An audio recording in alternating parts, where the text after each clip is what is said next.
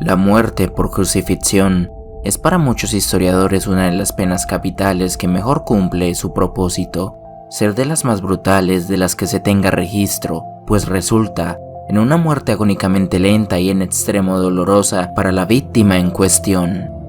Todo parece indicar que dicho castigo tuvo su origen en el Imperio Asirio durante el siglo VI a.C.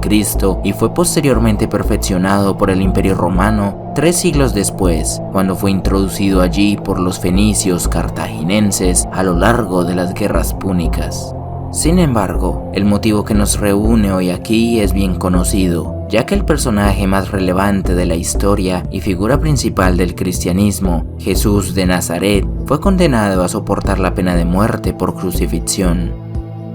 El impacto de ese acontecimiento ha sido tal que el 21 de marzo de 1986, el diario de la Asociación Médica Americana publicó un artículo titulado "Sobre la muerte física de Jesucristo". En él se nos brinda una detallada descripción de todos y cada uno de los síntomas médicos que el Hijo de Dios experimentó durante su trayecto a la cruz, y lo expuesto en dicho documento es tan impactante que ha dejado perplejos a muchos, y el día de hoy, llevado de la mano con una exhaustiva investigación adicional, en esta ocasión te daré a conocer la perspectiva más cruda de la que del padecimiento de Cristo se tiene noción.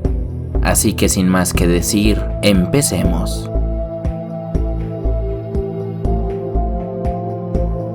A diferencia de lo que se conoce popularmente, el castigo físico y anímico de Jesús no inició hasta el momento de los latigazos. Horas antes de su arresto, según lo relatado en el Evangelio de Lucas, Jesús experimentó un estrés, ansiedad y tensión tal que mientras se hallaba aún orando en Getsemaní, transpiró grandes gotas de sangre que caían al suelo.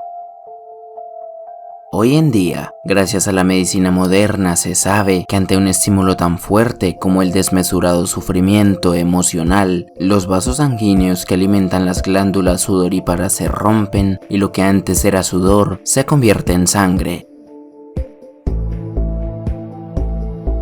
Tras haber sido llevado a la casa del sumo sacerdote para su interrogatorio y ser declarado culpable de blasfemia por los miembros del Sanedrín, Jesús fue escupido y golpeado en múltiples ocasiones mediante bofetadas y puñetazos. Debido a que le habían vendado los ojos mientras le agredían y se burlaban de él, se cree que el traumatismo producido por los golpes fue aún mayor. Antes de ser flagelado y con el rostro hinchado hasta la deformidad, Jesús fue presentado para ser interrogado por el procurador romano Poncio Pilato y Herodes Antipas sucesivamente, donde las agresiones y las burlas no fueron menos. Para llevar a cabo la flagelación de un condenado, los soldados romanos desnudaban totalmente a la víctima y le ataban de manos a un poste vertical que tenía por función inmovilizar al reo con la espalda a merced. En la ley judía se limitaba el número de azotes a 40, pero para los soldados romanos el número podía variar hasta 200 latigazos. No había piedad ni misericordia. De hecho, en ocasiones llegaban a matar al individuo antes de ser crucificado. La exhaustiva tarea era ejecutada por 2 lictores romanos quienes se encargaban de llevar a cabo el brutal fustigamiento, y para ello utilizaban un flagelo especializado conocido como flagrum, que no es otra cosa más que tiras de cuero entretejidas y unidas a un mango corto, compuestas por pequeñas bolas de hierro y trozos de hueso y metal afilado que al ser impactados repetidamente contra la espalda, piernas, brazos e incluso el tórax y abdomen de la víctima, ocasionaban severas contusiones, perforando a su vez la piel y el tejido subcutáneo. A medida que el número de golpes incrementaba, los músculos, tendones, venas e intestinos iban quedando al descubierto hasta que finalmente la carne de la víctima quedaba reducida a tiras de tejido colgante.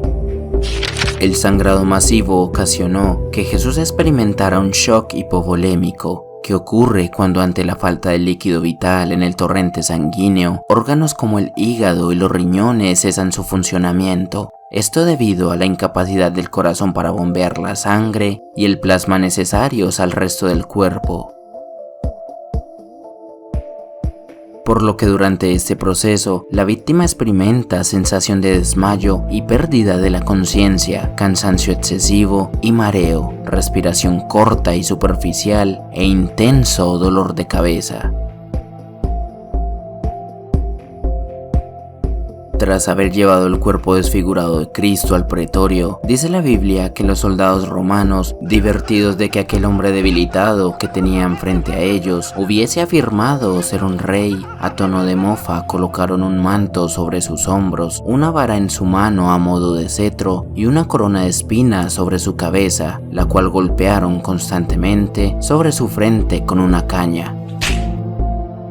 Y como si lo anterior mencionado fuera poco, mientras le escupían y se burlaban de él, mandaron a llamar al resto de la tropa romana y postrándose ante él le hacían reverencias. Posteriormente, según lo relatado en los evangelios, cuando se cansaron de vituperarle, retiraron el manto y le pusieron nuevamente sus vestiduras, lo que debió ocasionar que las heridas de Jesús se reabrieran.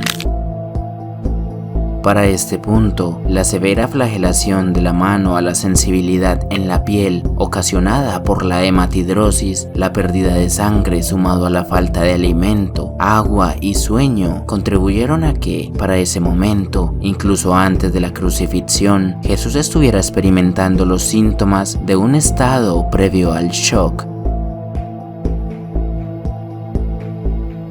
La sentencia a la cruz implicaba que el condenado debía cargar el madero horizontal, conocido como patibulum, hasta el lugar de crucifixión. Pero el peso promedio del poste era de 50 kilogramos. Dada la condición de Jesús para ese momento, en determinado punto del trayecto, fue necesario que un judío de nombre Simón de Cirene le ayudara a cargar el madero hasta el Gólgota. Y antes de ser puesto en la cruz, Jesús fue colocado en el áspero y pedregoso suelo sobre su espalda lacerada, mientras que con los brazos extendidos pero no tensos, estacas de hierro clavaban sus muñecas al poste de madera.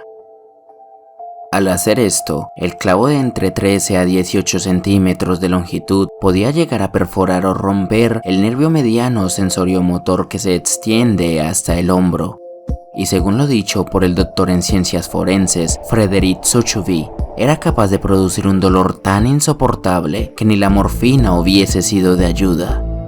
De la misma manera, después de suspender el cuerpo en la cruz y al ser martillados los clavos de los pies, se buscaba desgarrar el nervio plantar del pie, lo que producía un efecto similar y en extremo doloroso, haciendo que la víctima anhelase constantemente la muerte. El objetivo tras el cual era perforada la muñeca y no la palma de la mano como comúnmente se ha creído, es que los huesos carpianos hacían posible que el peso del cuerpo se sostuviera.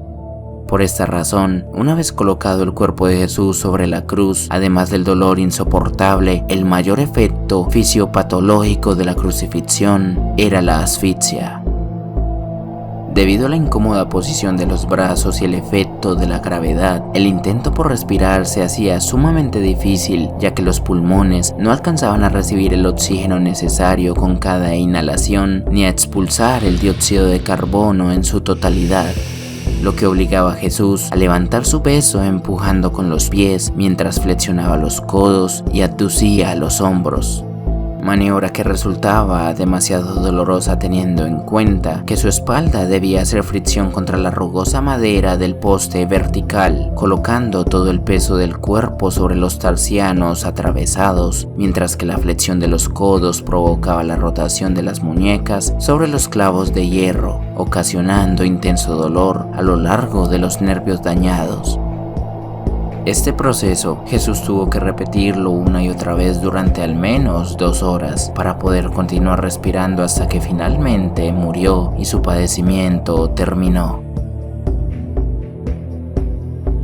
Si el video fue de tu agrado, por favor concédenos tu pulgar arriba y compártelo con un amigo, ya que así nos ayudas para llegar a más y más personas. Y si no quieres perderte el contenido exclusivo que no publicamos por aquí, síguenos también en TikTok. Gracias y hasta la próxima.